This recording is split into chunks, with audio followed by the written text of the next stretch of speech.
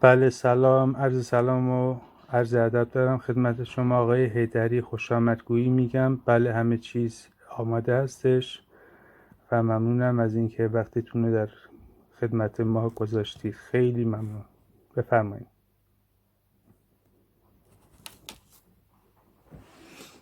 خب وقتتون بخیر. همونطور که وعده داده بودیم که قراره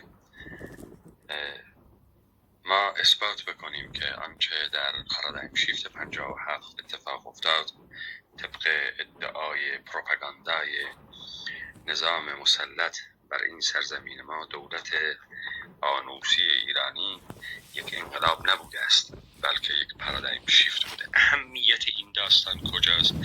اهمیت این داستان در تکرار دوباره تاریخ است. در وضعیتی است که ما درش قرار گرفتیم و نشناختن این وضعیت باعث میشه همون اتفاقی رو که در 57 برامون افتاد دوباره تکرار بکنیم. به همین خاطر من ادعاهایی رو تا حالا طرح شده و مسائلی رو که بررسی کردن در یک دیبیت طرح کردم و اینها رو باطل اعلام کردم و ادله ها و شواهد خودمون رو هم اونجا به وضوح شرح دادم. آنچه که ما میخوایم الان بررسی بکنیم این روند کاریزماتیک بودن آیت الله خمینی است که احیانا انقلابی در پس ایده های انقلابی ایشان و الهام بخشی ایشان به آحاد مردمان این سرزمین یا 1% چشمگیری از مردمان این سرزمین صورت گرفته است و این خروش باعث ساقط کردن نظام مستقر شاهنشاهی نیم قرنه بر این سرزمین ما و گوشه از این سرزمین ما بوده است. ما اول دفعه این ادعا رو میخوایم بررسی بکنیم. ببینید تفاوت این در آن است که ما پی ببریم که واقعا یک انقلابی را کسی توانسته است به وجود بیاورد، توانسته است مردمانی را به حرکت در بیاورد یا نه. تمام اینها پروژه هایی است که قابل طراحی و قابل مهندسی است و آقای خمینی برساخته هستند و یک روندی رو طی می‌کنند که ما مورد بررسی قرار میدیم. ببینید مهمترین سندی رو که ما میتونیم بهش تأثیر بکنیم و ازش استفاده بکنیم حکمیه که آیت الله خمینی به تشکیل دولت موقت به آقای مهدی بازرگان میدن. ما این حکم رو اول دفعه به صورت کامل میخوانیم و بعد بررسی میکنیم. پورتال امام خمینی یعنی سایت پورتال امام خمینی کتابخانه، حکم نخست وزیری آقای بازرگان، حکم تشکیل دولت موقت به آقای مهدی بازرگان. نوع ماده صحیفه امام، تاریخ 15 بهمن 1357. خب حکم این گونه آغاز میشه. توجه داشته باشید 15 بهمن احیانا شرایطی است که آیت الله خمینی توانسته است در پس رهبریت مردمی که رژیم شاهنشاهی را به سقوط کشانده است وارد می شود و حالا می خواهد این نظامی را که مد نظر دارد مستقر بکند و این پیروزی را وارد فاز جدید خود بکند. خب اگه این ادعا درست باشه، این در انشای آقای خمینی در فرمانی که صادر میکنه بازنمایی میشه. ببینید همه شماها این فیلم رو دیدید که آیت الله خمینی در بهشت زهرا این جمله مشهور رو میگه: من دولت تعیین میکنم، من به پشتیبانی این ملت دولت تعیین میکنم، من توی دهن این دولت میزنم. منظورش از این دولت بختیاره. توجه میفرمایید.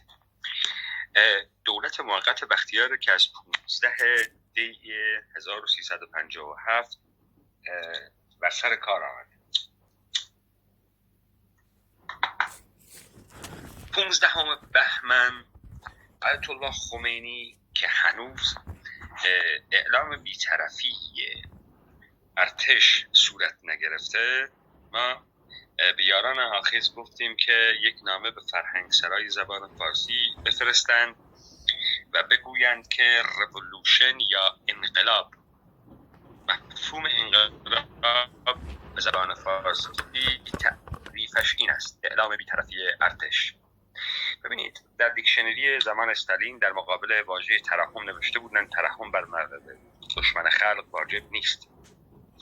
و همچنین ما هم ظاهراً مفهوم انقلاب را در ایران بایستی به صورت اعلام بی‌طرفی ارتش درک بکنیم. اینها به این میگن انقلاب، نه اون درکی که ما از رولوشن داریم، اون مفهومی که بعد از انقلاب فرانسه به وجود میاد.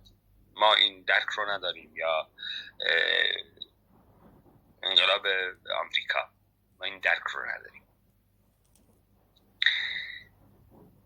خب ما سعی میکنیم حکم آیت الله خمینی رو بخونیم. آیت الله خمینی در این نامه که به تاریخ در این حکم که به تاریخ 15 بهمن 57 میگه که بسم الله الرحمن الرحیم. جناب آقای مهندس مهدی بازرگان بنا به پیشنهاد شورای انقلاب بر حسب حق شرعی و حق قانونی ناشی از آرای اکثریت قاطع قریب به اتفاق ملت ایران که طی اجتماعات عظیم و تظاهرات وسیع و متعدد در سراسر ایران نسبت به رهبری جنبش ابراز شده است و به موجب اعتمادی که به ایمان راسخ شما به مکتب اسلام مقدس اسلام و اطلاعی که از سوابقتان در مبارزات اسلامی و ملی دارم، جناب عالی را بدون در نظر گرفتن روابط حزبی و بستگی به گروه خاص مأمور تشکیل دولت موقت می نمایم تا ترتیب اداره امور مملکت و خصوصا انجام رفراندوم و رجوع به آرای عمومی ملت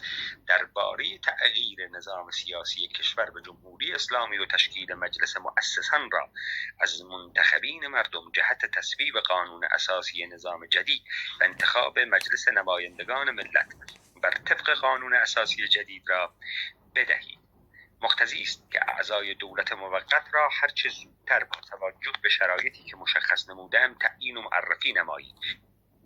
کارمندان دولت و ارتش و افراد ملت با دولت موقت شما همکاری کامل نموده و رعایت انضباط را برای وصول به اهداف مقدس انقلاب و سامان یافتن امور کشور خواهند نمود. موفقیت شما و دولت موفق را در این مرحله حساس تاریخی از خداوند متعال مسئلت می نمایم. خب این حکمی که من برای شما روخونی کردم بایستی بارهای بار شماها یا شنیده باشید یا خونده باشید و کسی ایرادی در این نمیبینه. من حالا سعی میکنم ایراداتی رو که در این حکم هست رو بررسی بکنم. ببینید اگر گزاره چنین است که آیت الله خمینی رهبر کاریزماتیک انقلابی است که منجر شده است به عقب نشینی و سقوط دولت پهلوی و فرار شاهنشاه آریامهر بزرگ ارتشتاران و ایشون الان در اینجا حضور داره، ایشون الان قدرت بلا منازعی است که تمام مؤسسات دولت شاهنشاهی رو کلاپس کرده و این کار رو ایشون کرده، رهبریت مشعشعانه ایشون کرده و ایشون خودش هم به این قدرت خودش واقفه، میدونه که این کار رو خود خمینی کرده. خب به همین خاطر در 15 بهمن یه حکم صادر میکنه پشتوانه همون سخنرانی که در بهشت زهرا میکنن. میگه که من دولت تعیین میکنم. ببین این سازوکار قانونیه، سازوکار انقلابی نیست، سازوکار قانونیه. من دولت تعیین میکنم، من به پشتوانه این ملت و تو دهن این دولت میزنم، من دولت تعیین میکنم. خب حالا آقای خمینی شروع میکنه در ابتدا بایستی بگه که خمینی کیه که همچین حکمی رو صادر میکنه. خمینی رئیس کشور 15 بهمن شاهنشاه آریامهر بزرگ ارتشتاران محمد رضا پهلوی رئیس کشور، پادشاهه. به همین خاطر سیستم پرایم مینیستریه. نخست وزیریه. اینجا اتفاقی که میفته اینه، اگر اگر انقلابی صورت گرفته، مقام نخست وزیری بایستی کنار بره. 15 بهمن در زمان صدور این حکم شاه شخص اول مملکته. اینجا قانون اساسی دوران پهلوی داره کار میکنه هنوز. خب پس آیت الله خمینی چه کار است که این حکم رو داره صادر میکنه؟ آیت الله خمینی توضیح میده که چه کار است. میگه که بنا به پیشنهاد شورای انقلاب بر حسب، حالا بهت میگه چرا این در این حرفو میزنه، بر حسب حق شرعی و حق قانونی. خب اینجا ما نمیدونیم این شرع چیه و این قانون چیه. شرع مقدس اسلام شیعه است؟ کجا؟ به چه صورت؟ قانون کدام؟ قانون ملی ایرانه؟ اینو نمیگه. حالا توضیح میده این قانون و شرع رو ایشون از کجا استنباط کرده. این حق چگونه شرعی و قانونی میشود؟ این کدام ماده قانونی است؟ هیچ کدوم از اینا نیست. پس کدامه؟ توضیح میده. ناشی از آرای اکثریت قاطع قریب به اتفاق ملت ایران. خب الان یه چیزی به ذهن ما داره متبادر میشه. اینجا در ایران یه انتخاباتی برگزار شده. در این صندوق رأی به آیت الله خمینی احیانا نقش رهبریت مردم داده شده است و آیت الله خمینی داره به این تأسی میکنه. میگه من این حکم رو بر اساس این نوشتم، این انتخابات به من این قدرت رو میده که این حکم رو بنویسم. اما بعد مشخص میشه این آرا رو از کجا کسب میکنه آیت الله خمینی. میگه که اکثریت قاطع قریب اتفاق ملت ایران که طی اجتماعات عظیم و تظاهرات وسیع و متعدد در سراسر ایران نسبت به رهبری جنبش ابراز شده است. خب حالا آقای آیت الله خمینی گفت که رهبر جنبشه و گفت این رهبری جنبش رو از کجا آورده که این حق شرعی و قانونی از او ناشی می شود که این حکم رو صادر بکنه. میگه که این رأی رو از مردم گرفته. مردم چطور این رأی رو بهش دادن؟ با شرکت وسیع و عظیمی که در تظاهرات و اعتراضهای سراسر کشور کردن. خب حالا ما اگر همین رو میزان بگیریم، بایستی برادران جمهوری اسلامی، سپاه پاسداران بیاند فیلم تظاهرات هایی که اکثریت قریب به اتفاق مردم ایران داره فریاد میزند مرگ بر شاه، درود بر خمینی، مرگ بر سلطنت، درود بر ولایت فقیه رو شعار داده بشه تا الان استنباط بشود آقای خمینی به این واسطه میگوید این مردم رو من به خیابان آوردم، پشت سر ایده سیاسی خودم به خیابان آوردم، رهبرشان هستم و من الان نمایندگی میکنم این مردم را. ببینید الان که به آرا برمیگرده یعنی نماینده است، رهبر نیست، نماینده است. ایشون نماینده مردمه چون آراء مردم این رو بهش داده، پس رهبر نیست. خب ولی پایین میگه که من رهبر جنبشم، بس نمیگه انقلاب. ببینید اینجایی که میخواد اون مشروعیت خودش رو صحبت بکنه از انقلاب صحبتی نمیکنه، چون رهبر انقلاب دیگه احتیاج نداره به آراء قاطع مردمی که این گونه استنباط می شود که تجمع خیابانیش به ایشان رأی داده، که این نه نمودش در شعارها هست نه در دوگانه هایی که ادبیات آیت الله خمینی و جمهوری اسلامیه، نه مستکبر هست نه مستضعف هست، نه ولایت فقیه هست نه مرگ بر سلطنت هست، نه مرگ بر شاه هست نه زنده باد خمینی هست. نیست. اگر دارن رو کنن. اینا که خیلی فیلم سازی و سند سازی کردن از این تظاهرات رو کنن. خب تا اینجا آقای خمینی داره دروغ میگه، داره غش میکنه و داره کار غیر قانونی انجام میده. این انقلاب هم نیست، یک فضای مهیا شده، آماده شده است برای شخصی ساخته شده با یک اجماع فیک. حالا من اینو توضیح میدم. حالا این باعث میشه آقای خمینی بیاد حکم بده دولت اندر دولت درست بکنه. یعنی دولت بختیار سرکار تا 22 بهمن اعلام بی‌طرفی ارتش دولت بختیار دولت قانونیه. ایشون میاد یک دولت دیگری این بار با رأی کشی خیابانی حکم بهش میده از نمایندگی مردم که دولت موقت درست بشه. الان خمینی دیگه نماینده مردمه و میگه این مردم میخوان این سیستم رو عوض کنن، نمیگه مردم از سیستم گذشتن و من رهبرشونم و من گفتم مردم جمهوری اسلامی ولایت مطلقه فقیهی و مردم آمدن گفتن ما سلطنت نمیخوایم، ولایت مطلقه فقیهی میخوایم. میگن انقلاب. مردم میگه مرگ بر سلطنت، درود بر ولایت فقیهی. مردم اینو نمیگه. این نمایش های خیابانی که شعارهای مجعول داره، آقای خمینی هم مجبور میشه بیشتر از دهانش صحبت نکنه، میگه که من نماینده شما، این نمایندگی هم از آراء شما گرفتم. و اینم میگه جنبش. خب این ادبیات یک رهبر کاریزماتیک نیست. خب بعد میگه که و به موجب اعتمادی که به ایمان راسخ شما به مکتب مقدس اسلام و اطلاعی که از سوابقتان در مبارزات اسلامی و ملی دارم، جناب عالی را بدون در نظر گرفتن روابط حزبی و بستگی گروه خاص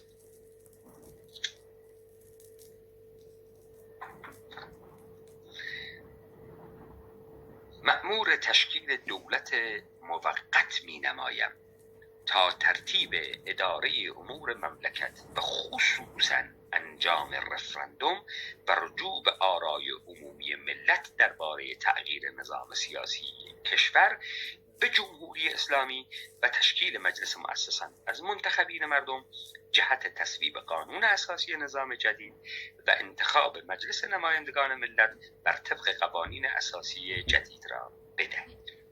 حالا تناقض کجاست؟ تناقض اینجاست. ببینید، اگر انقلابی را خمینی صورت داده باشد، خمینی یوتوپیای خود را مطرح کرده است. میگوید نظام ولایت فقیه و مردمی برای نظام ولایت فقیه در مقابل سلطنت می ایستند. خمینی در بالا میگه که من به آرای مردم رجوع کردم، مردم منو رهبر کرد. خمینی اینو میگه. خب آقای خمینی وقتی شما به آرای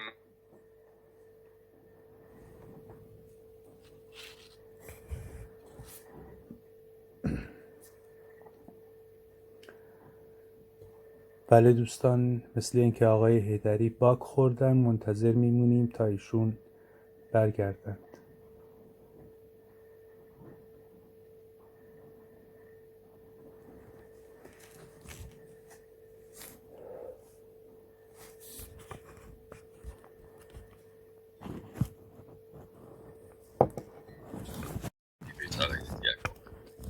شما حدوداً 1 دقیقه هستش که نیستی تقریباً.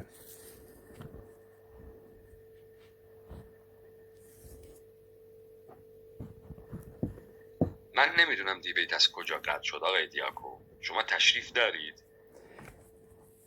بله آقای حیدری، من تشریف دارم، منتها به خاطر ضبط اون یکی کمی مشغول بودم، عذرخواهی میکنم. دقیقاً نمیدونم از کجا قطع شد. خب من سعی میکنم از جایی که ما باگ خوردیم، اینجا کلاب هاوسه و ما دیبیت های زبان فارسی را در کلاب هاوس سعی میکنیم انجام بدیم.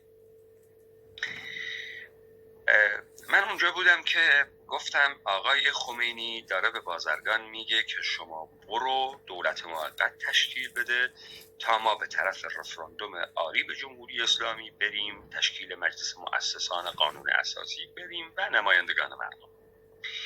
حالا سوال اینه آقای خمینی، شمایی که یک کار غیر قانونی کردی و گفتی که من رو نماینده کردن، آراء واقع مردمی که توسط وزنکشی خیابانی در تظاهرات وسیع و اجتماعات و اعتراضات عظیم مردمی سراسر ایران صورت گرفته شما رو رهبر جنبش کرده.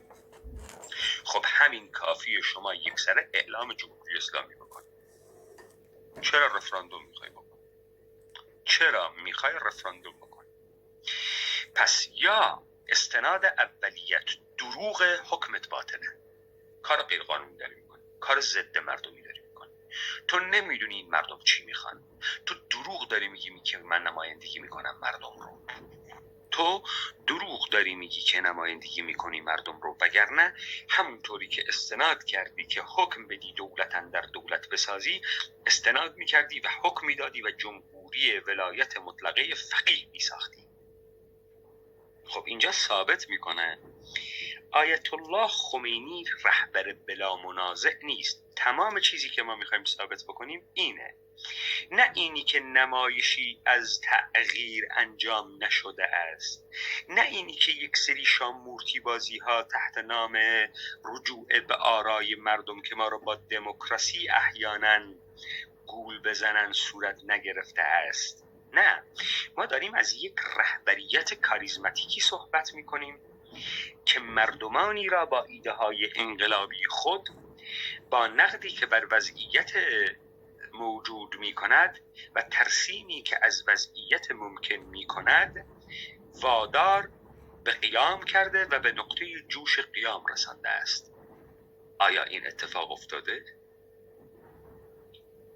اگر این اتفاق افتاده باشد، آنچه که شما میگید این انقلاب ما میپذیریم، قبول داریم، انقلاب بود.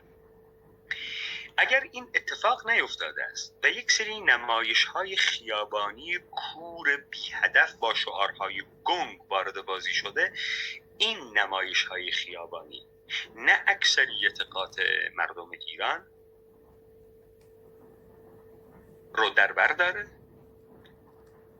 نه هیچ جریان واقعی برای یک تغییر هدفمند انقلابی است، بلکه تظاهرات‌های ساختگی، تظاهرات‌های هدایت شده و تظاهرات‌های برنامه ریزی شده است.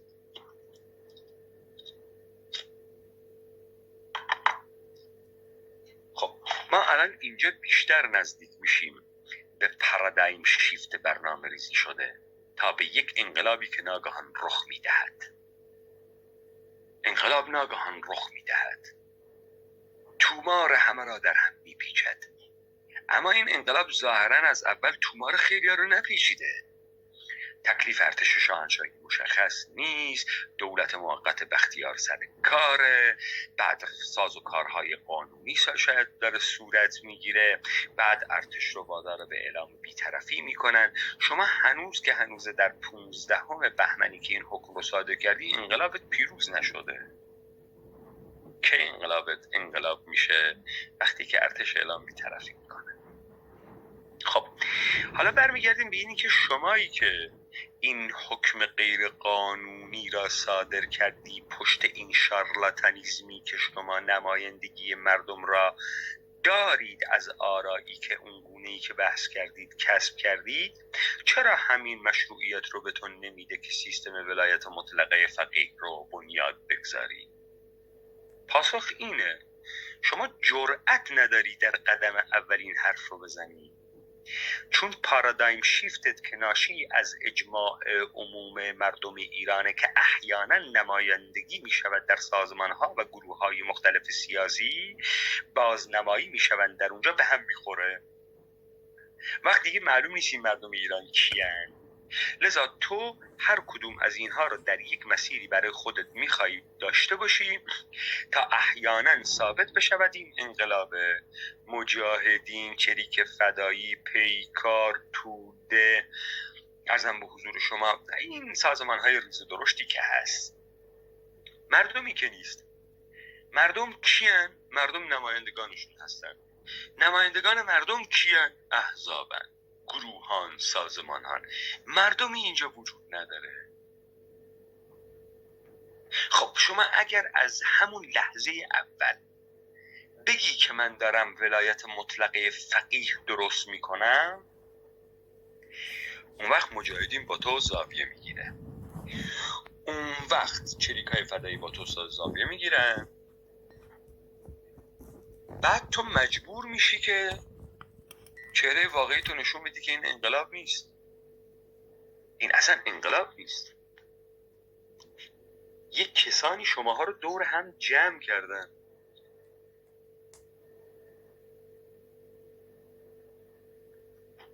و عده‌ای رو وادار کردن با شما بیعت بکنید، مثل کریم سنجابی، مثل خیلی دیگه که احیانا اینها میشوند نمایندگان مردم و اینا اومدن با تو بیعت کردن که همه با هم بشود. این انقلاب نیست، این مهندسی کردن یک پارادایم شیفته.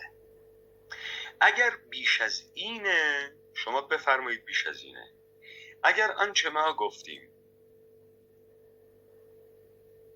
با منطق شما جور در نیاد، شما میتونید ادعا بکنید که این انقلابه، اما شما استناد به همین حکم یک جایی در اون بالا شما مقام خودت رو و دلیل این که این حکم رو مینویسی رو به نمایندگی از مردمی که آراء خود را در پس شرکت در خیابانها به تو نشان داده اند اعلام میکنی. حکمت غیر قانونیه، حکمت عین آشوبه و شما قابل پیگردید، چون اینجا دروغ میگی، به خاطر اینکه در پایان میگی که شما بایستی شرایط تغییر رو مهیا بکنی که ما بریم رفراندوم و این رفراندوم آریانه رو برگزار کنیم. پس شما نماینده چه بودید آقای خمینی؟ چه دلیلی داره شما صبر کنید 8-9 ماه دیگه این اتفاقات یکی پس از دیگری بیفتد، رفراندوم بکنی، آری به جمهوری اسلامی بگی، قانون اساسی تصویب بکنی، ریخت نظام هم در بیاری؟ الان چرا نمیگی اینها رو؟ خب نگفتن اینها این دیگه سیاسی نیست، ما رهبریت انقلاب رو داریم مورد پرسش و انکار قرار میدیم. خب این ثابت میکنه که شما رهبر انقلاب، رهبر بلا منازع نیستی. مردمان این سرزمینم برای تو به خیابان نیامدن که ولایت مطلقه فقیهی رو که شما ترک کردی و یوتوپیای این مردم بوده.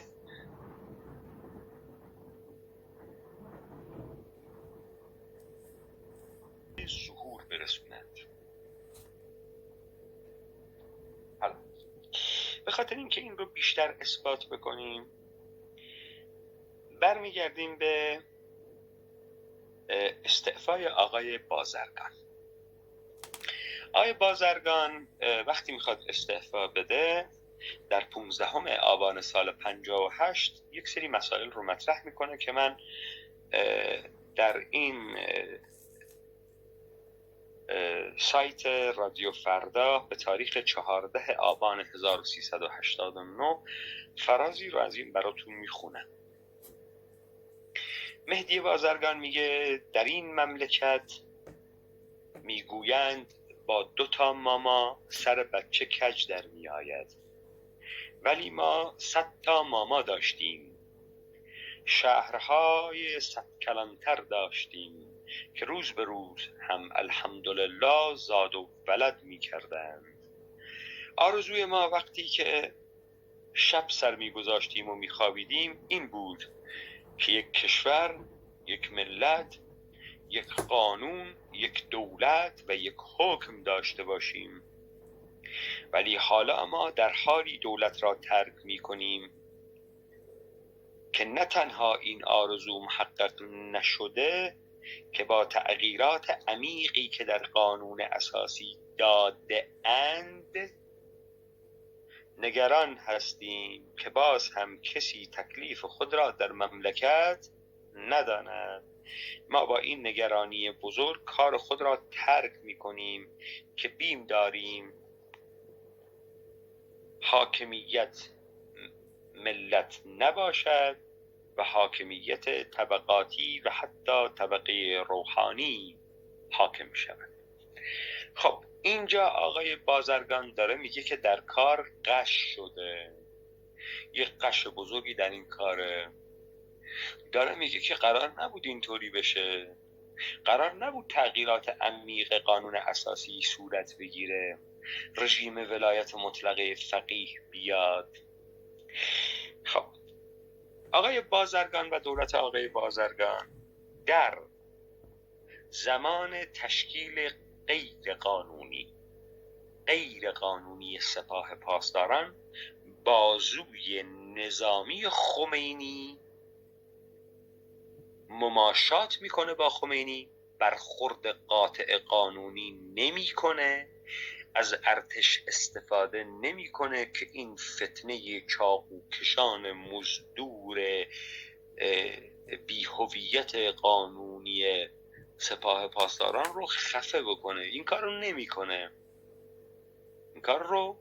نمیکنه. حالا به خاطر اینکه به داستان برگردیم، من نکته دیگر رو اشاره بکنم، داله بر اینکه خمینی رهبر کاریزماتیک هیچ انقلابی نیست و اینجا انقلابی صورت نگرفته است.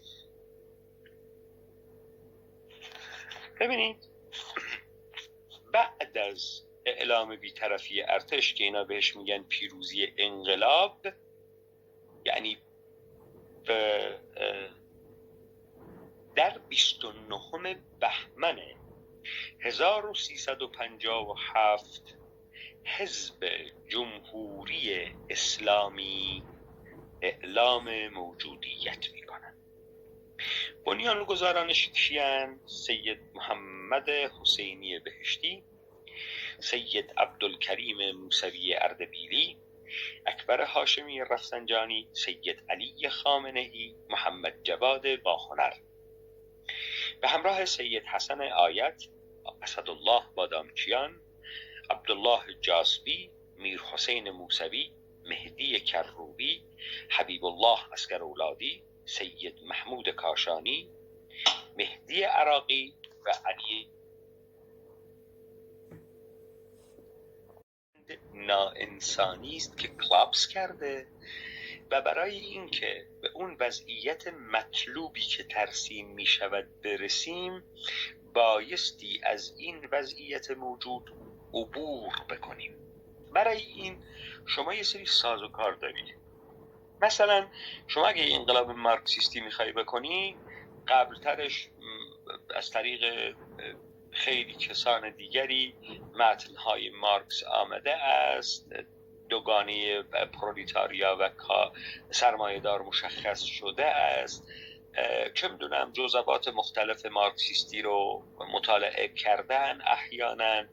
بعد امکان دارد یک گروه‌های چریکی بسازن، سازمان‌های مختلف چریکی بسازن که احیانا بخواهند انقلاب کارگری یا پرولتاریایی یا دهقانی صورت بدن. همینطوری الکی نمیشود انقلاب کرد. شما بایستی بگی ایرادت چیه به سیستم موجود، چه ایرادی داره، چه چیز از بین رفته، چه چیز نیست، و بگی چه اتفاقی خواهد افتاد. برای این شما یه سری سازوکار میکنید. اینجاست که جمهوری اسلامی دست به جعل میزنه، میگه که خمینی نوار میفرستاد. اولا امکانات صوتی در اون زمان در همه منزلی مهیا نیست. شاید رادیو رو بشه پیدا کرد در بین هر چند خانوار، اما اکثریت خانوارهایی که در این سرزمین دارن زندگی میکنن دستگاه پخش ندارن. نوار کاستی چیز بسیار شیکه، دوران گرامافون و کتریج و این هست، و این هم ظرفیت بالای ترک های چند 10 دقیقه‌ای رو ندارن. حالا این ایرادهای تکنیکی جریانه که تو وقتی میخوای انقلاب بکنی، آحاد یک ملت رو بیدار بکنی، باید این صدای شما رو آحاد این ملت شنیده باشه احیانا. یا اینکه اکثریت ماهایی که در این سرزمین زندگی میکنیم، خانواده هامون یک یادگارهایی از دوران شاه دارن. کاستی، کاتریجی، صفحه گرامافونی، چرا در خونه یک نفر در این سرزمین نوار کاست خمینی پیدا نمیشه که سخنرانی کرده باشه؟ سخنرانی کرده باشه که مردم رو به 22 بهمن 57 کشونده باشه. چرا موجود نیست؟ شما همین الان برید بگردید برای آثار سخنرانی های خمینی، حداقل در اینترنت بیشتر از 70 تا گیرتون نمیاد. من ندیدم بیشتر از این، که اکثریت اینها مال پارادایم شیفت بعد از 57، نه قبل از 57. ببینید شما با یک نظام پهلوی استقرار یافته 50 ساله روبرو هستی. تو بایستی یک کار عجیب و غریبی کرده باشی که این مردم از این نظام گذر کرده و تسلیمش کرده و ساقط کرده این نظام رو. تو این رو نمیبینی. کی این تظاهرات ها رو درست میکنه؟ این نمایش های سریع خیابانی، این دستپاچگی ها رو کی داره هدایت میکنه؟ کاریزمای خمینی یا ارباب عروسک گردان خمینی؟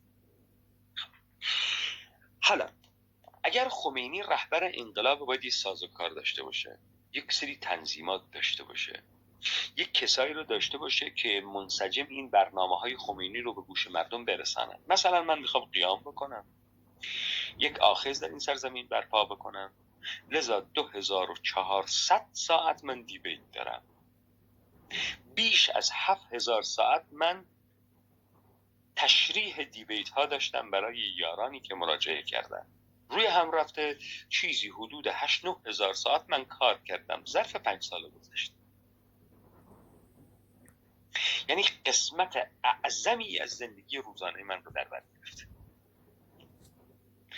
تا من بخواهم مردم رو متوجه آرا نظرات خودم بکنم، نقد خودم رو بر وضعیت موجود بکنم، ادبیات و مفاهیم خاص خود را بر بسازم و یوتوپیایی را که میخواهم ترسیم بکنم، آینده که یوتوپیا باشه رو ترسیم بکنم.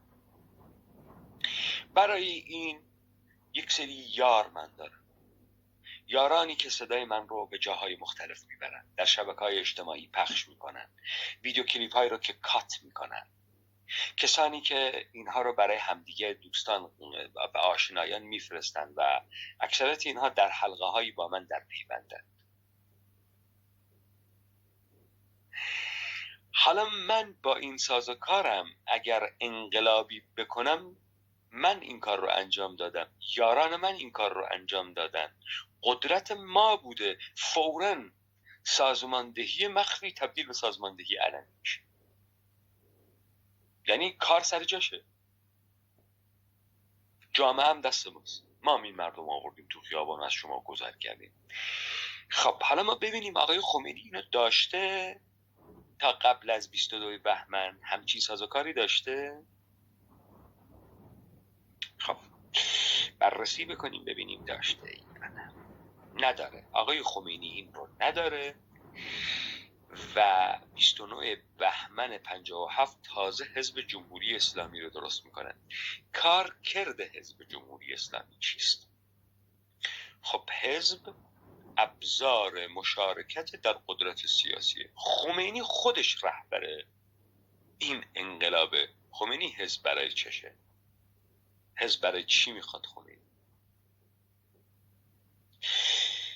خب حالا ما به خاطر اینکه بفهمیم کارکرد حزب جمهوری اسلامی چه بوده است برای خمینی، یعنی خمینی قدرت ندارد، میخواهد قدرت گیری بکند، به همین خاطر احتیاج به مؤسسات و نهادها داره.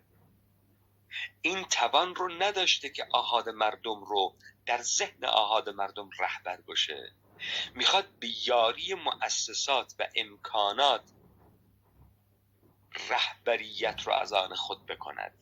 این رهبریت الهام بخشی رهبرانه نیست، بلکه با ساز و کار ساخته می شود. در صورتی که من در اینجا وقتی دارم این قیام رو طراحی میکنم، در ذهن مخاطب خودم تمام رهبران موجود را پاک میکنم، تصویری از رهبر در ذهن طرف ظاهر میشه. اگر این تصویر باشه، هیچ گلوله‌ای نمیتونه این تصویر از ذهن طرف خارج کنه.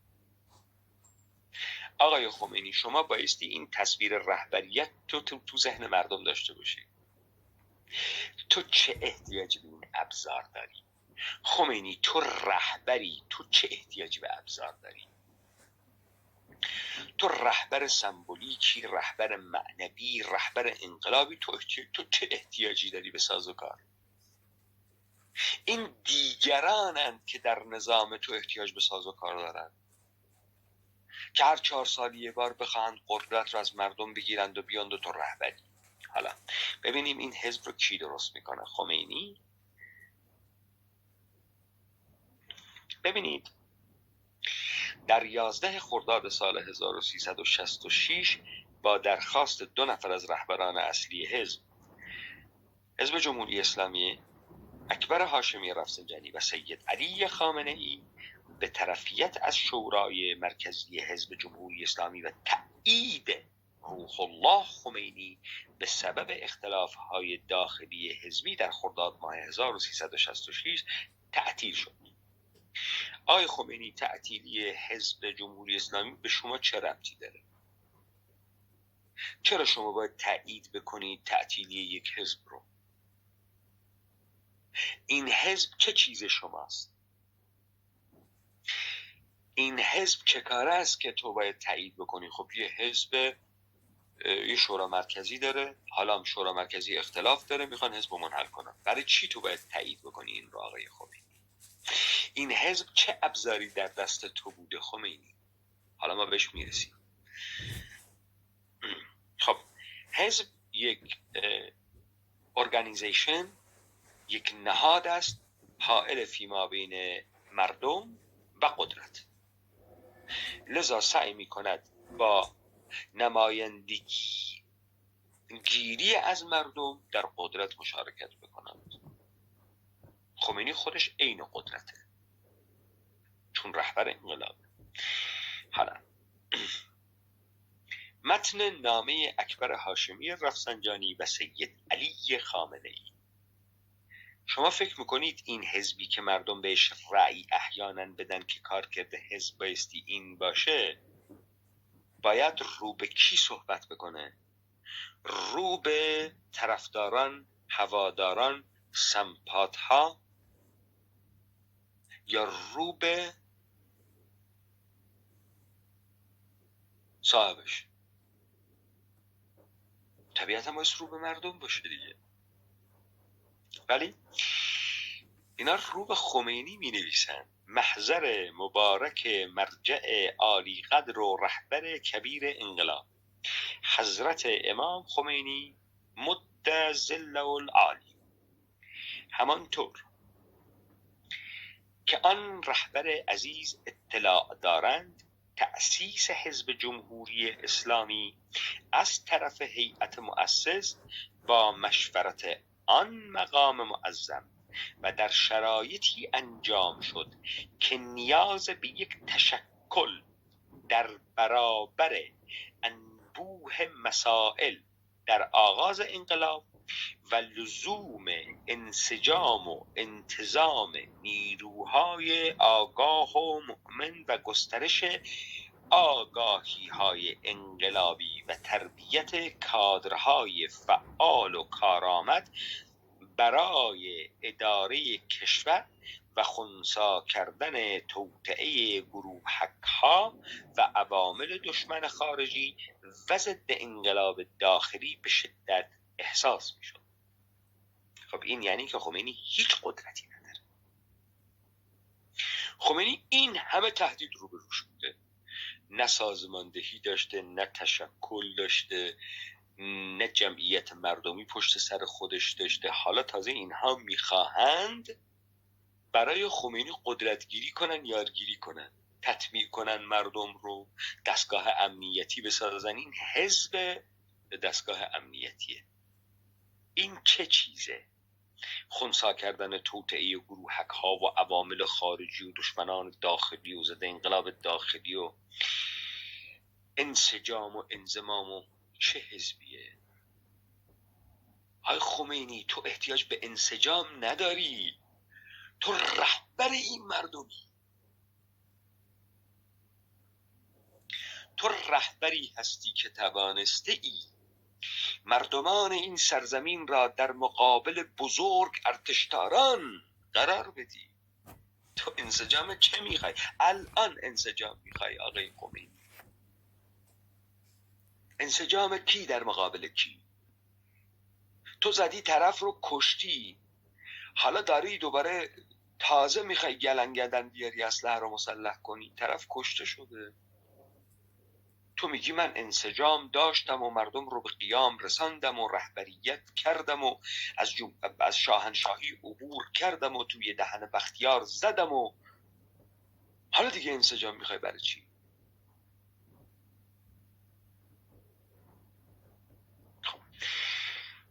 ببینید، من شاید این رو درک بکنم که یک سیاستمداری بچه زرنگه و از شرایط استفاده میکنه، سیاسی به خرج میده، سر همه رو گول میماله، همه رو بازی میده و میتونه ناگهان گوی سبقت رو از دیگران ببره. من اینو میتونم بپذیرم، اما من نمیتونم یک انقلاب رهبر کاریزماتیک رو با این خدعه‌ها بپذیرم. این قابل پذیرفتن نیست. شما میتونید بگید که در سال 57 یک پارادایم شیفت شد، خمینی را انتخاب کردند و تمامی نهادها و سازمانهایی رو که برساخته بودن آوردن که اینها شکل نمایندگی مردم را داشته باشند. یک سری هم نمایش‌های خیابانی رو اجرا کردن که مردم باور بکنن و به این بگن انقلاب.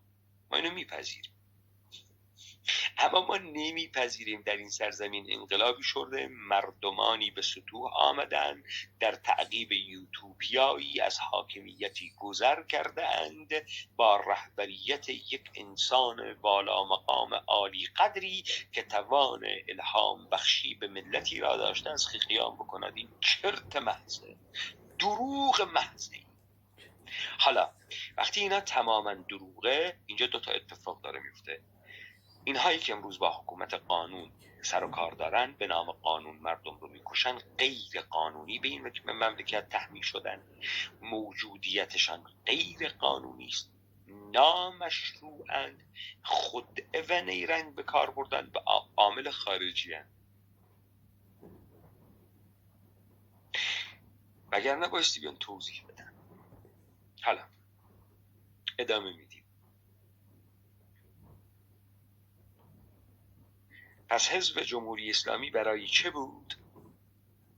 میگه که این حزب در طول سالهای گذشته در حد توان خود به منظور تثبیت نظام جمهوری اسلامی و انجام تکالیف بزرگی که بر دوش خود حس می کرد، از هیچ کوششی فروگذار نکرد.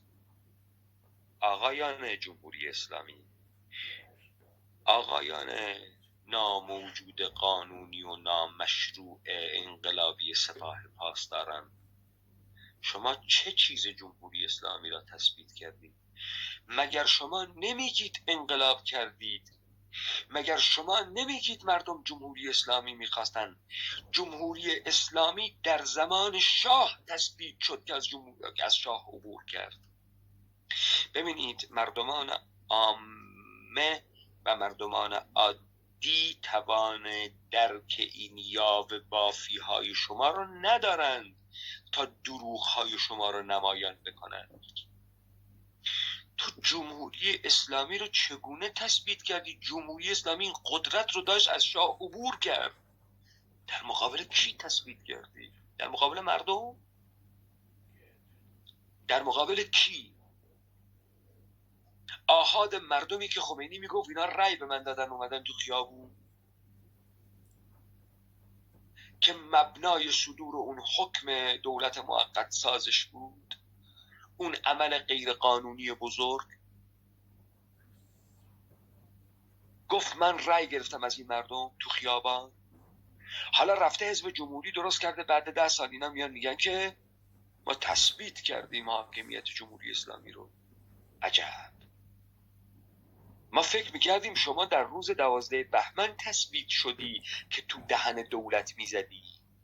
چگونه است تو یه چندین سالی طول کشید با کمک پول و اسلحه و زور و نهاد و قانون و این ابزارها به کمک نام تثبیت شدی؟ تو محبوب دلها و ساکن و قلوب نیستی، الهام بخش و کریزمای مردم نیستی. ببینید مردم همین هایی رو که من به شما میگم تمام ماهیت دولت ایرانی را عوض میکنند. تمامیت ماهیت دولت ایرانی را برایتان عوض میکنند. این دیگه نه مشروعیت قانونی دارد نه مشروعیت انقلاب. حالا بررسی میکنم. آگاهی و درک سیاسی آحاد ملت انقلاب را از جهات عدیده آسیب ناپذیر ساخته و روشنبینی و توکل و قوت اراده آن رهبر عالی قدر و فداکاری و آمادگی مردم حزب الله توطئه‌های ضد انقلاب داخلی و استکبار جهانی را بی اثر و کم خطر نموده است.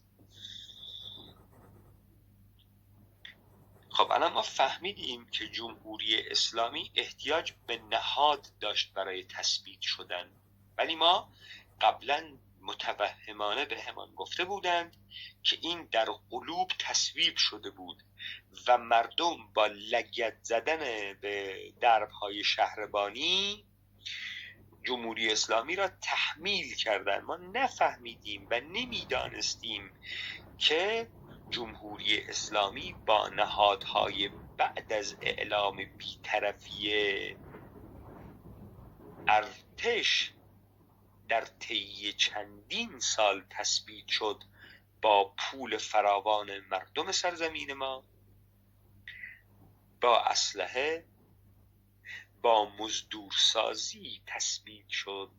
آقای جمهوری اسلامی ببینید اینجاست ما هنوز روی دو مسئله طرح شده، انقلاب و کاریزماتیک بودن خمینی و رهبریت خمینی داریم صحبت میکنیم. خب پس این انقلابی که خمینی کرده ظاهرا و مردم رو در روی شاه قرار داده احتیاج داشت تثبیت بشه، تثبیت نشد. این شاه رو با 50 سال حکومت به زیر کشید ولی تثبیت نبود، چون نهاد میخواست. نهادها تثبیتش کردن. نهادها باعث میشه مردم آسیب ناپذیر باشه. یعنی چه؟ یعنی نهادهای سرکوب. آسیب ناپذیری مردم یعنی الان دیگه سرکوب میتونیم بکنیم، به زور این نهادها تحمیل شدیم، به زور این نهادها هر کی حرف بزنه دانش خلافت کنیم. این یعنی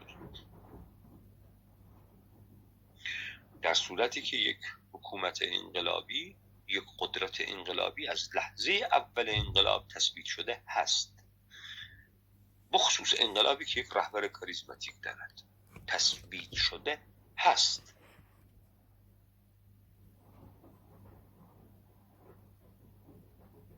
امکان دارد یک کمی مشکل اقتدار داشته باشه، یه جاهایی یه مخالفت‌هایی باش بشه مسلحانه و برخورد کنه، تثبیته، اما اقتدار کامل نیست. این امکان داره. اما انقلابی که یک رهبر انقلابی داره تثبیت نشده باشه، بعد با نهاد تثبیتش بکنن، اونم در خلال 8 سال، این خیلی تناقض زیبایی است. ما ملت متناقضی هستیم. این تناقضات میشه که با روحیه ما خیلی جور در میاد و اینها میتونن به همین راحتی دروغ بگند و یا به بافی بکنند و به ما تحویل بدهند که احیانا ما خیلی هم خوب میپذیریم اینها رو. یا چرا هیچ کسی تا حالا این مسائل رو مطرح نکرد؟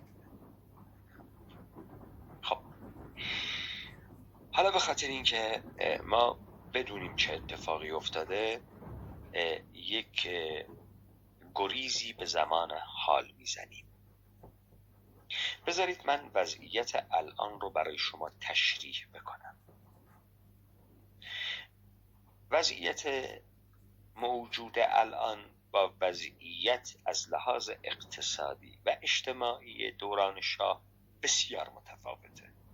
حالا ما ببینیم این وضعیتی که الان هستیم چه شکلیه. ببینید ما از منظر اقتصادی یک مردمان فقیر فقر زده در فلاکت هستیم. آمار بی مصرفی و بیکاری در این سرزمین بیداد میکنه. وقتی از همپاشیدگی اقتصادی مردم داریم صحبت میکنیم، از حکومت صحبت میکنیم، از مردم داریم صحبت میکنیم. مردمی که توان خرید کالاهای اساسی ندارد، گرانی بیداد میکنه. مردمی که زیر لگام استبداد حاکمیت جمهوری اسلامی له شده. مردمی که روزانه هزاران بار به روح و روان و موجودیت انسانیش تجاوز میشه. اما این مردم هیچ کاری نمی کند که از جمهوری اسلامی گذار کند. چرا؟ چون این مردم هیچ رهبریتی ندارد، لذا توان نقد وضعیت موجود را ندارد، توان ترسیم وضعیت ممکن را ندارد. اما این بسیار، اما یک عده‌ای دارند اینها رو مطرح میکنن. ببینید شما شاهد هیچ قیام بنیان برکنی که از حاکمیت گذار بکنی نیستی و ما فکر میکنیم هر چقدر ما گرسنه تر باشیم علی خامنه‌ای برکنده میشه، چون ما گشنمونه، چون ما پول نداریم. ما فکر میکنیم اینطوری انقلاب صورت میگیره، چون من بی پولم انقلاب میشه. یا مثلا اینکه فکر میکنیم که چون جمهوری اسلامی یک رژیم دینیه، من اگر مشروب زیاد بخورم احیانا جمهوری اسلامی ساقط میشه. یا مثلا فکر میکنم که اگر من حجابم رو بردارم بنیان قدرت سیاسی جمهوری اسلامی نابود میشه. چرا؟ چون من درکی از حاکمیت ندارم و فکر میکنم کارهای خیلی بزرگی انجام دادم. من همیشه مشروب خوردم، من همیشه روابطی رو برقرار کردم که طی نرم های حاکمیت و قوانین حاکمیت نبوده و من همیشه این گونه احیانا مبارزه کردم وقتی دوست پسر دارم یا دوست دختر دارم، یا وقتی که مثلا روسری سرم نیست، یا چه میدونم در بهترین حالت هم 4 تا فوش میدم تو تاکسی به طرف. اینا همش کارهای انقلابی منه، در صورتی که ما هیچ جریان منسجم سازماندهی شده سراسری نداریم. هیچ کسی هم هیچ بهای سنگینی در مقابل حاکمیت جمهوری اسلامی نمیده. هیچ کسی نیست که یک کاری بکنه مؤسساتش کلاپس بکنه، بانک‌هاش کلاپس بکنن. مثلا کسی از مردم ایران بخواد برید پولاتون همه از بانک‌ها بیرون بکشید تا یک سر سیستم اقتصادی کلاپس بکنه و جمهوری اسلامی کلاپس بکنه، کسی این کارو نمیکنه. همه به دادگستری مراجعه میکنن، شبان روز دادگستری شلوغه، بانک‌ها شلوغن، مؤسسات دولت ایرانی داره کار میکنه. احیانا کجای این سیستم کلاپس کرده و تو تنها کاری که میتونستی بکنی اینه با حاکمیت هماهنگ نباش، از مؤسساتش استفاده نکنی، دیگه بی خطرترینش بود. شما شب و روز دارید از مؤسسات حاکمیت دولت ایرانی استفاده میکنید. حالا ناگهان مردمی که همه تو خونه ها نشستن دارن زندگیشونو میکنن، فشارم هست، فقرم هست، له شدگی هم هست، تجاوزم هست و هیچ عمل درستی نمیتونه انجام بده و حاکمیت جمهوری اسلامی تا درونش نفوذ کرده، یه عده سر و کله‌شون پیدا میشه. حزب جمهوری خواهان، جبهه ملی، یه عده خبرنگارهای رسانه‌ای، BBC، BBC، من و تو، وایس آف آمریکا، ناگهان مشروطه خواهان، مشروطه پادشاهی، مجاهدین خلق، کومله، دموکرات، ناگهان بحث های قومی شروع میشه. فدرالی بدیم، فدرالی خوبه، فدرالی بده. ناگهان فدرالی میره در این کانال های ماهواره سلطنت طلب ها. شهرام همایون از صادق زیبا کلام رو اونجا حضور میده تا نماینده حزب دموکرات و کومله و سلطنت طلب و سومکا و همه با هم دور هم جمع میشن و میگن جمهوری اسلامی کلاپس کرده و در از بین میره و دلار گرون میشه. هواپیمای اوکراینی رو میزنن، سپاه پاسداران ناو خودش رو با موشک میزنه، ناوچه خودش رو با موشک میزنه و نتنز رو منفجر میکنن. میگن اسنادمون لو رفت، افرادمون ترور شد. دارن یک نمایشی از کلاپس بودگی جمهوری اسلامی نشون میدن. مردم هم هیچ کاری نکردن. مردم فقط تحمل فقر رو تجاوز میکنه. مردم فقط فقر رو تحمل میکنه، 4 تا فوش میده، تجاوزم تحمل میکنه، 2 تا آه میگه، فکر میکنه که وای جمهوری اسلامی داره نابود میشه. چرا؟ چون جمهوری اسلامی داره نمایش کلاپس بودگی میده. خودش دلار رو گرون میکنه، نرخ ارز رو بالا پایین میکنه. با برادران سپاهی ناوچه سپاه پاسداران رو مورد اصابت موشک واقع میکنن. هواپیمای اوکراینی رو میزنن. میگن اسنادمون لو رفت، اسرائیل برد. میگن نتنز رو ترکوندن. میگن آتش سوزی تو تهران شد، آتش سوزی تو پتروشیمی فلان جا شد.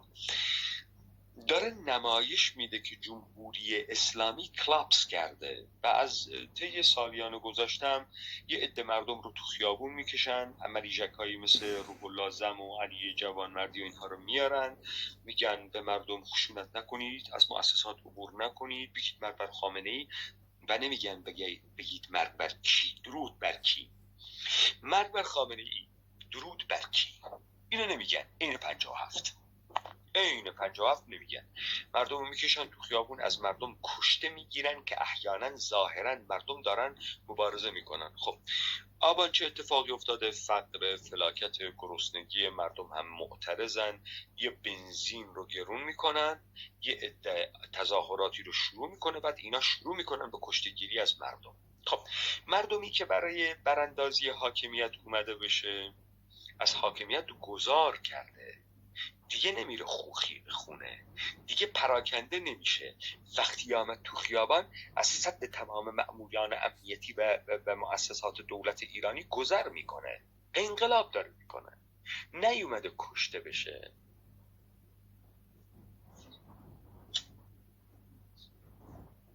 از این مردمی که تنها حرکتی که کرده با تأثیر به جمع پیوسته و از اونجایی که جمع احساس درد نمیکنه، جمع حرکت‌های بی‌عقلانه میکنه، کشته میشه. همینو میگن انقلابه. خب این نه محتوا داره، نه ریشه داره، نه مردمی میدونه چی کار داره میکنه، نه میدونه داره چی رو تعقیب میکنه. ناگهان قاسم شعله سعدی میاد میگه که من جریان سومم و علی خامنه ای میگم تو استعفا بده. این یعنی چه؟ این یعنی این که علی خامنه ای یه نمایش داره میده از اجماع چهره‌های شناخته شده سازمان‌های مختلف به نام انقلاب و گذار از جمهوری اسلامی. میگه که جمهوری اسلامی کلاپس کرده و ما روایتش رو عوض میکنیم چون مردم میخواد. ورشکست شده از لحاظ اقتصادی، سیستم کار نمیکنه، تو این فیلم ها یهو ماچ بوسه از دستشون در میره، حرف آنچنانی از دستشون در میره، یعنی کنترل از دست دادن. خب این حکومتی که بعدن میاد احیانا در طی این انقلابی که ماها در آینده میکنیم و به هم تبریک میگیم چه شکلیه؟ هیچکی نمیدونه. یه حکومتیه به احتمال زیاد ریاستی با یک شکل و شمایل آزادی های فردی در پوشش. طبقه حاکمه چه؟ طبقه اولیگارش و راندخار و مؤسسات از بین میره؟ نه. اینجاست که طرح آشتی ملی شعله سعدی و اصلاح طلبی به بازار داره میاد. یعنی چه اتفاقی داره میفته؟ یعنی اون شامپوتی بازی هایی که خمینی کرد، بازرگان رو برد گول سرش مالون، بعد بازرگان اومد گفت دبه کردن کلا سرم رفت. حالا این تمام این سازمان هایی که 4-5 نفرن، 50 نفر دموکرات، 20 نفر کموله، بعد بگو 100 نفر، 200 نفر، چه میدونم 4 نفر جمهوری خواه، 1000 نفر مشروطه خواه، اینا تمام وزنشون اینه اگر باشند بهشون میگن بیاین ما شورای اپوزیسیون ایرانی درست کنیم. مجموع این اپوزیسیون روی هم رفته 20,000 نفر نیست، با تمام حقوق بگیرن دولت ایرانی. اینها میشن هیکل مردم ایران. با سپاه پاسداران و بیت رهبری دارن شانتاژ میکنن و من و تو و چنالوان و انقلابه و انقلاب داره میشه. خانما روسریاتون رو در بیارید، انقلابه. ورزشگاه نمیرید، انقلابه. آقایون گشنشونه، انقلابه. کار نیست، انقلابه. گورخواب داریم، انقلابه. نه آقا اینا هیچ کدومش انقلاب نیست. انتربازی در میارید. شما هر وقتی از مؤسسات دولت ایرانی عبور کردی، هر وقتی رفتی در خیابان از پیکر حاکمیت گذشتی، باز نگشتی، پاستور رو فتح کردی، ویران کردی، دادگستری را ویران کردی، انقلاب صورت گرفته. ولی وقتی این نمایشی رو که خمینی داد شما هم بدید، این انقلاب نیست، این پارادایم شیفته. همه شما بر علیه ما مردم توطئه می کنید، توهم به ما مردم میدید که ما انقلاب کردیم، که بعد از 43 سال الان مردم خیلی این کار میکنن، میگه ما نکردیم، ما نبودیم. توجه میفهمید؟ اون وقت هم همین اتفاق افتاد، الان هم داره تکرار میشه. حالا اون وقت ناگهان کریم سنجابی رو برای شما بیارن، 56 احیا میکنه جبرئیل میدی و آقای کریم سنجابی میره وسط راه با خمینی بیعت میکنه، برمیگرده. قبل ترش هم بختیار رو اخراج کردن، میاد در داستان قرار میگیره، یه چند صباحی طعم وزیر خارجه بودن میکنه. بعد خمینی با این آقا برخورد میکنه و آقای کریم سنجابی تا آخر عمرش قصه میخوره تا فوت میشه. مثل آقای بنی سعد، مثل خیلی از این آقایانی که مثل ابراهیم یزدی، مثل سران حزب توده، اینا رو تو آب نمک خوابوندن برای پارادایم سوم. اینی که ما پیش رو داریم. سپاه پاسداران مشروعیت انقلابی ندارد. حالا این رو بررسی بکنیم. ببینید سپاه پاسداران بدون اینکه یک حکم مکتوب از خمینی داشته باشه، دیدید که خمینی وقتی میخواست دولت موقت درست کنه یک هویت مجعولی برای خودش درست کرد. گفت که من به مردم رأی دادن، در تجمعات گستردهشون اینا نشون میده که من رهبرشون میشم. خمینی همینجا برای تشکیل سپاه پاسداران همین کارو نمیکنه، حکم نمیده، چون داره جرم میکنه، چون دیگه الان یه دولت موقت رو خودش سر کار آورده، خودش نمیتونه دولت موقت رو دور بزنه. میرن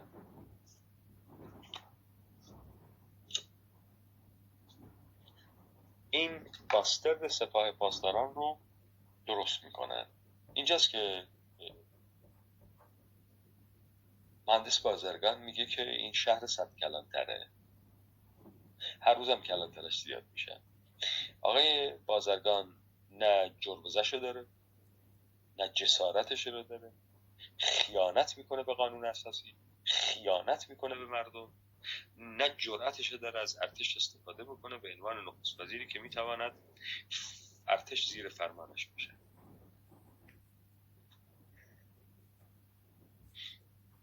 $120 میلیون بودجه تصویب میکنن، میدن به سپاه پاسداران بی موجودیت قانونی.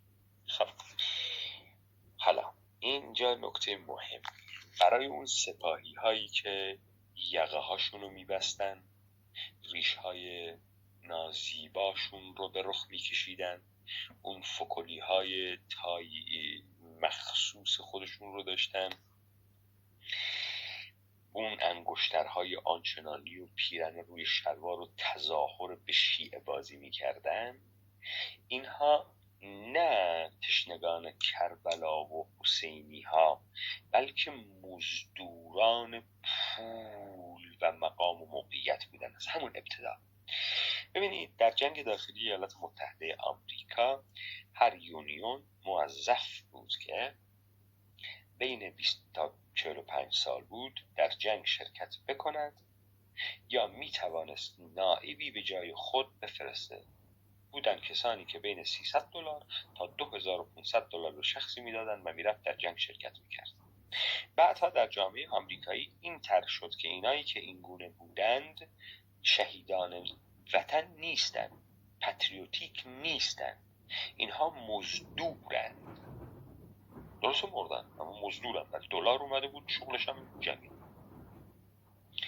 ببینید انقلابی اینجا معنا داره. شما یک ارتشی رو که نیروی مسلح و کارمند دولته، چارت تعریف شده قانونی داره و کاری داره، شغلش اینه. اما تو ادعا میکنی انقلابی هست، یعنی آرمانی را تعقیب کنی. این چه آرمان مزخرفیه که با پول تعقیب میشه؟ تا پول نباشه کار نمیکنه این آرمان. این چه انقلابیه که با حقوق بگیری به نهاد انقلابی میپیوندن؟ تو 120 میلیون بودجه از جیب مردم ایران برای چی میگیری؟ برای یک مولود غیر قانونی نامشروع که بعدن ادعا میکنی این انقلابیه. و تو با 120 میلیون تومان سال 58 در دهات، روستاها، مناطق محروم یک عده مردم رو استخدام میکنی و به نیروی سپاه پاسداران تبدیل میکنی. اینا انقلابیان یا مزدورن؟ خب بله، مزدوران، کارمندان بازوی خمینی. آره این بله. چه چیز شما انقلابیه؟ این چه انقلابیه تا حقوق ندی کار نمیکنه؟ سال 58 شما بودجه برای چتونه؟ مگر انقلابی های جهان حقوق میگیرن؟ افغانی میگه نان که باشه نانخور زیاده. شما 120 میلیون دلار در اختیار من قرار بده، من پاستور رو سر شما خراب میکنم با قدرت پول. ولی اگر 5 سال مجبور شدم 2400 ساعت دیبیت داشته باشم، دارم انسان انقلابی که انقلاب از درونش آغاز میشود میسازم، نه کارمندی که با پول کار میکنه برای من مزدوره بهش میگم برو پاستور رو نابود کن، میاد نابود میکنه. فرق داره، مفاهیم فرق دارن. شما تمام مفاهیم رو در دولت آنوسی ایرانی در فاحشگی مطلق میبینید، در بی‌معنایی مطلق میبینید. حالا مردم ما رو گروگان گرفتن، یک عده قلدر نامشروع از لحاظ انقلابی، ناموجود از لحاظ قانونی و اشغالگر این سرزمین. حالا در مقابل دولت آنوسی ایرانی ایستاده که این پارادایم شیفت اتفاق نیفته و ما نذاشتیم علی خامنه این کار رو بکنه. ملیژکی مثل علی جوانمردی میومد میگفت انقلاب، ما میگفتیم کار خود سپاه پاسدارانه. گول نخورید این نمایش انقلابه. ها انتری مثل روح الله زمو می آوردن. انتر که میگم انتر قبلا وسیله دست معرکه گیری یک عده معرکه گیر بود، نشون میدادن، مردم پول میدادن بابتش. می آوردن میگفت انقلابه، میخواستن پارادایم شیفت کنن. علی خامنه‌ای هم به شدت داره میترسه. ما نمیذاریم، مثلا ما نمیذاریم کمل دموکرات پیکی که اعلام بکنه که ما فدرالی میخوایم و الحمدلله انقلاب کردیم و حالا یه فدرالی مد نظر داریم و درست میشه. ما نمیذاریم این اتفاق بیفته، نذاشتیم. علی خامنه‌ای بعد جلو چولای چرخش گیر کرده. من با دیبیت هایی که میکنم بازیگران درون قدرت تصویر واضحتری از اتفاقاتی که داره میفته رو میبینن. دیگه مثل یک سری از تیمسارهای ارتش شاه نیستن که نفهمند و بعدن ارباب آمریکایی بگه 4-5 تاشون رو اعدام کنید. من نمیذارم این پارادایم شیفت صورت بگیره و شما این رو به عنوان انقلاب به ما بفروشید. برادران سپاه پاسداران ناموجود قانونی، غیر قانونی، نامشروع انقلابی، ما نمیذاریم شما این بار این کار رو بکنید. در دیبیت های آینده فرازهای دیگری از این جریان رو تعقیب میکنم. مرسی آقای دیا. کسی تمایلی به دادن فیدبکی نداره آقای دیاکو؟ من میکروفون رو به خودتون تحویل میدم و حواستون باشه اگر ضبط رو قطع کنید نمیمونه در کلاب. بله آقای هیدری متوجه هستم. عرض شود که دوستان همونطور که مشاهده میفرمایید 1 ساعت قبل تا 1 ساعت رو به پیش تا الان تلگرام رو اداره میکنم. بسیار عالی آقای هیدری.